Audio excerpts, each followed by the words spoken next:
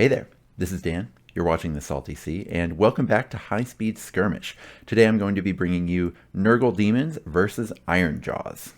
The Nurgle Warband was a set of Nurglings, 2 Plague Bearers in 1 deployment group. Then we've got Sloppity Bile Piper along with 3 Plague Bearers in the next deployment group. And then we've got our big old Chimera Post-Nerf in the next deployment group. That'll be the shield. Ironjawz have a brute boss, a brute with spear that Gorechoppa is proxying for a spear today. Then we have a 2-handed weapon one that's 2 spears, so it can play as either one. Then a spear, a 2-hander, and a mega boss. Setting up the battle, we're going to be using the Rumble Pack Power Struggle mission that has 4 objectives and only 1 deployment group, the shield, coming on in round 1. An early grave is going to be the secondary objective. That is the one where you need to kill the opposing leader. Now let's take a look at what the battlefield looked like in round 1. Power Struggle has a pretty simple setup in round 1. You've just got your few Nurgle demons over here with the Nurglings in the front. And you've also got the Ironjawz over here right behind objective 4 over to the side. So it's a pretty simple round here. You see everyone's just kind of getting into position and the warbands haven't actually met each other yet. The piece of terrain in the center will slow that down throughout the entire match. Both lists are built to kind of grind and fight on objectives, not to skip across them, so you don't see much in round 1 with either of these 2 factions. There are faster factions that in Rumble Pack missions can still sort of make something happen in Power Struggle. Tactically, if you were real quick there, you might have spotted a deployment mistake that stopped Nurgle from being able to contest the objective 1, where Ironjawz was able to get there because they sort of smushed up to the very front of their deployment. Slight mistake there, but otherwise not much going on in round 1. Let's take a look at round 2 now.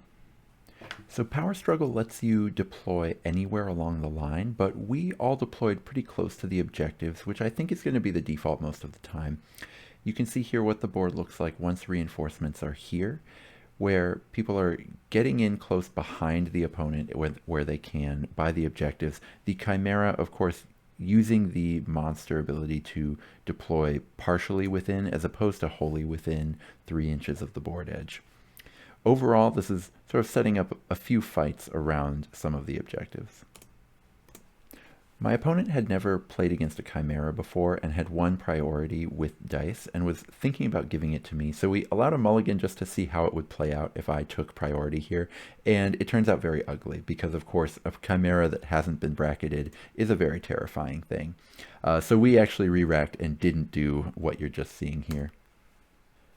So instead, our round 2 played out this way. You see the Mega Boss getting into a bit of a slog through these Plague Bearers, managing to kill one of them.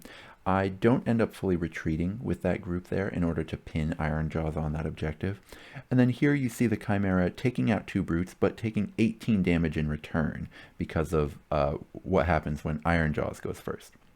You also see Sloppity Bile Piper moving on to the objective there when it was looking like I wouldn't be able to clear both brutes off of it.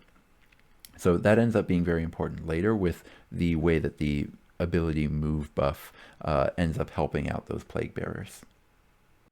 So round 2 ends with the score tied 6-6. My opponent has been noting that even though the brutes have a wide variety of abilities to choose from, that Ironjawz, when it's all brutes like this list, really struggles to get around the battlefield and so generally wants to be using charge the most anyway.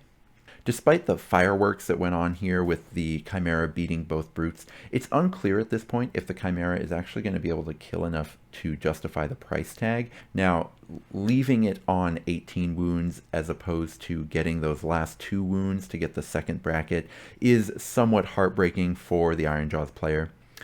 Tactically, one interesting decision that came up in round 2 was the Dragon Maul on the second brute after having already been bracketed. That actually only had a 38% chance of one-shot killing the brute, which it did manage to do. Was that a misplay? Probably. One thing, if you saw the engagement around the lower and right objective, Nurgle doing sort of only a very partial retreat instead of fully retreating out of there actually hamstrung IJ's ability to break out of their corner. Now let's take a look at round 3. As a primary refresher, the big fights are in between objectives 1 and 3 here, with the various Nurgle forces just being very annoying here. And then you have the big wall of Plague Bearers around objective 2 and the Chimera and Sloppity Bilepiper around objective 4, deciding what to do next. Nurgle was able to run Ironjawz out of activations, which allowed the Chimera to move on to objective 1 within 6 inches of the Mega Boss with 1 movement, and then Dragon Maul with a pretty large dice value, and then take 2 attacks and take out the Mega Boss. That's pretty devastating, as the Mega Boss is probably the biggest threat to the Chimera in this game. The other thing that happens here that you can see is the Sloppity Bilepiper was able to use its movement ability, which allowed a Plague Bearer to skip across the battlefield onto objective 1 and take it, just in case this Chimera play wasn't going to be possible. So at the end of round 3, we have Nurgle sort of spread across the board and pinning Ironjawz into their corner, even though, as you can see by all these dead Nurgle bodies, Ironjawz are winning this engagement, but it doesn't matter because it's preventing them from being able to move around the battlefield the way they would like to. So at the end of round 3, Nurgle are winning 17-9, sorry, that should be 18-9, as they go up 9-3 points on the primary and 3-0 on the secondary, using especially Sloppity Bilepiper's movement to go steal objective 1, even if the Chimera had not been able to one-shot the brutes there.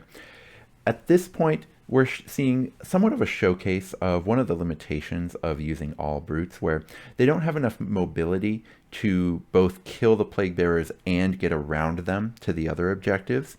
And they also don't have enough numbers to win objectives even if they don't kill Plague Bearers. So it's somewhat of a difficult position to be in. Let's take a look at round 4 to really see what I mean here.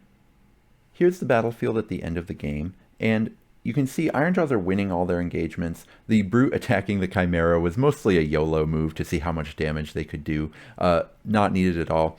They are winning the engagements, but still not able to move around the battlefield, partly because of how much staying power Nurgle has. But as you can see, Nurgle end up winning this as Ironjawz just aren't able to move across the board. So Nurgle ends up getting a minor victory. They win 29-13 on points for the mission, but Ironjawz are easily able to destroy 4 Plague Bearers, which prevents Nurgle from getting the major win. Some list building notes here. The incredible killing power from an all brutes Ironjawz list means that almost all of their losses are going to be minor losses. They can just pour damage out. Unfortunately, they're not really able to pour damage out where they want to. The opponent is generally able to dictate where the Brutes list is going to be putting its damage. And so that can be extremely difficult on Rumble Pack missions. My opponent, Nick, has actually been playing this list a few other times. He's gotten quite a few test games under his belt now with all Brutes. And he's starting to feel that 3 brutes is the absolute maximum you can really use in a list because of the combination of low mobility and low numbers. Luckily, Ironjawz has access to Ardboys to fix the numbers problem, or Gorgruntas to fix the mobility problem. One thing for Nurgle is the loss of 2.5 Plague Bearers makes it a lot harder for Nurgle to, I call this renting an objective, but where you run over to an objective, swamp the opponent on it, and then back up off of it, hold the line on even objectives later on. It's a lot more difficult for them to do that, to win an objective mission, and then also avoid giving up the minor win, because they're just going to lose more bodies. Normally, before the nerf, you would have access to, instead of those Nurglings, you would have access to a real heavy hitter, or you could just have lots more Plague Bearers, and either one would be a much better situation. I do think a real turning point in this game is the one-shot killing the brute, which only had a 38% chance of happening in round 2. How different would the game have been if that brute had survived? They would have been able to pin the Chimera there. Only one of the brutes would have died in that engagement. The other one the Chimera wouldn't have been able to move around. Unfortunately, because of Sloppity Bilepiper's movement ability, Nurgle is able to sort of build your own move 5 fighter out of any Plague Bearer, where Sloppity uses a double, that other Plague Bearer then uses a double and moves 5 inches. Sloppity also gets to move 5 inches while under the effects of that double. So Nurgle can actually, as long as they're playing Sloppity Bilepiper, can actually put a surprising amount of movement onto the Plague Bearers. And so I do still think it would have been a win for Nurgle, even if that one-shot kill had not worked. That's all for this game. It really raised a lot of interesting questions. Of course, Nurgle looking pretty good here, despite the nerf to the Chimera. I do think, though, that it's weakened it a significant amount, and I look forward to testing it in the future. And Ironjawz, we wanted to try this list because of the major buff to brutes, and I think that going all in on brutes, you're not going to feel the effects of that buff because you have to use charge every single round to get anywhere on the board and to get into any of these fights. However, I do think having a couple brutes is still going to be really good, and that they are major winners of the FAQ. So I will be back with more battle reports, more Warcry stuff in the future. So until then, may all your rolls be crits.